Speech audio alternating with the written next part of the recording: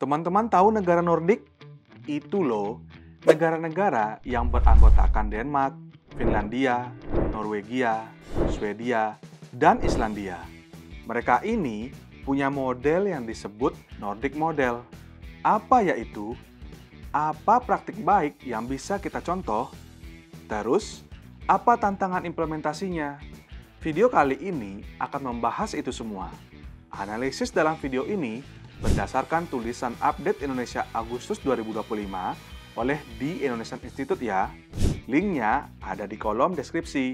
Dalam beberapa tahun terakhir, penelitian maupun kajian terkait Nordic Model semakin berkembang nih teman-teman. Secara umum, Nordic Model adalah model negara kesejahteraan di mana pertumbuhan ekonomi tumbuh cepat, mendorong daya saing, dan juga kesetaraan. Melalui kombinasi tata kelola pemerintahan yang baik terkait kebijakan publik dan administrasi publiknya. Berdasarkan banyak temuan komparatif, negara-negara Nordik terlihat lebih baik dibandingkan negara-negara lain dalam mengkombinasikan efisiensi ekonomi dan pertumbuhan ekonomi dengan pasar tenaga kerja yang stabil, distribusi pendapatan yang adil, dan kohesi sosial. Negara-negara Nordik pun disebut memiliki ketimpangan yang rendah. Sebagai sebuah model ekonomi, ada 4 pilar utama dalam Nordic Model. Pertama, investasi publik yang masif dalam kebijakan keluarga, pendidikan, layanan kesehatan, guna memastikan masyarakat mendapatkan akses yang luas terhadap layanan penting tersebut. Kedua, adanya serikat pekerja yang berpengaruh dengan penetapan upah yang terkoordinasi di seluruh industri. Ketiga, tingginya belanja pemerintah pada sistem asuransi sosial yang melindungi individu terhadap kehilangan pendapatan karena pengangguran, disabilitas, dan sakit. Dan yang keempat, tingginya pajak dan kemajuan terhadap pendapatan tenaga kerja dilengkapi dengan subsidi kepada layanan yang mendukung lapangan kerja.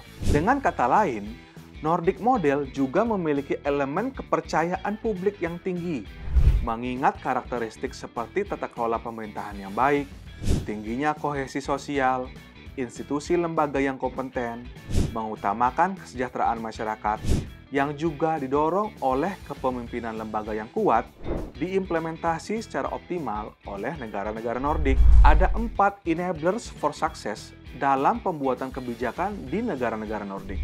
Pertama, pembuatan kebijakan inklusif.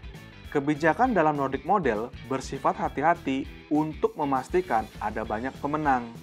Hal ini mempunyai efek samping berupa mengunci atau locking in sejumlah besar partai politik dan kelompok pemangku kepentingan. Kedua, pembuatan kebijakan antisipatif. Arsitek utama kebijakan dalam negara Nordik mengambil perspektif jangka panjang dengan melibatkan kehadiran individu yang mampu atau ahli, berkomitmen, dan berpengaruh pada posisi-posisi penting. Ketiga, meta-narasi yang kuat. Seperti yang dijelaskan sebelumnya, Nordic Model adalah model negara kesejahteraan. Dalam kebijakannya, negara Nordik terus mendorong meta-narasi negara kesejahteraan, seperti narasi The Home of the People di Swedia dan The Welfare Society di Denmark. Keempat, peniruan dan penggabungan. Policy reform yang terjadi di negara Nordik tidaklah berdiri sendiri, tetapi juga mempelajari kebijakan yang sukses dalam sektor tertentu maupun negara lain. Misalnya, munculnya pajak karbon di Swedia dikarenakan reformasi pajak tahun 1989 yang menciptakan kebutuhan akan pendapatan baru untuk mengkompensasi pengurangan pajak pendapatan. Walaupun Nordic Model terlihat luar biasa sukses, implementasinya di Indonesia dapat dikatakan akan sangat sulit, bertahap, bahkan membutuhkan waktu lama. Misalnya, dalam enablers for success kedua, yaitu pembuatan kebijakan antisipatif yang mengandalkan kebijakan antisipatif dan berpikir jangka panjang, Indonesia sendiri masih berorientasi pada policy cycle 5 tahunan yang berubah-ubah mengikuti siklus politik.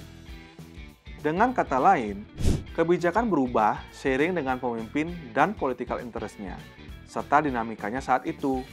Terkait metanarasi, Indonesia masih berjalan sendiri-sendiri dan belum menyatu pada satu visi.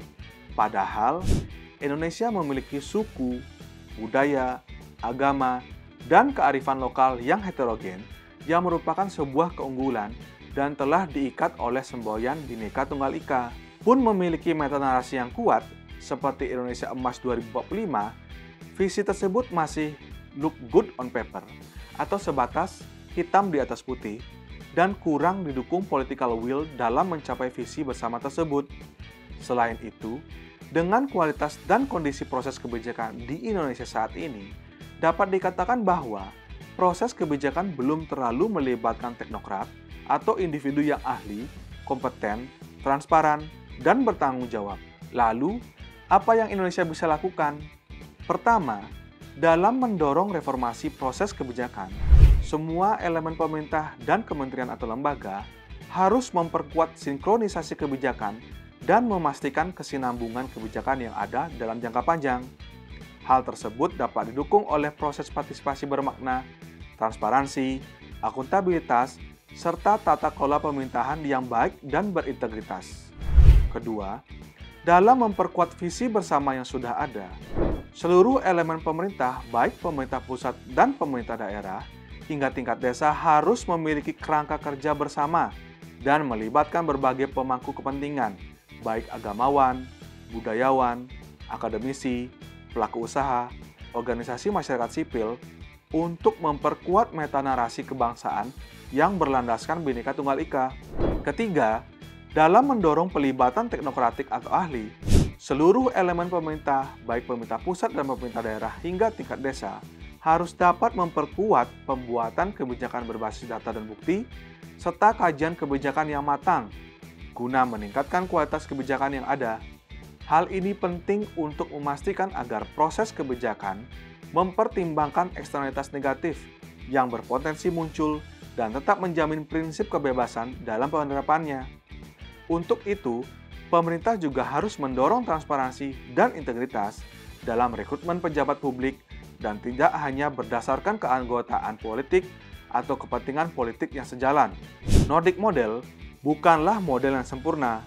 Walaupun demikian, kita bisa mempelajari dan mengadaptasi praktik baiknya untuk Indonesia yang lebih sejahtera, adil, dan makmur.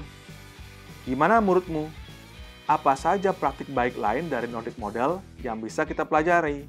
Atau ada model lain yang lebih pas untuk Indonesia? Sekarang giliranmu bersuara.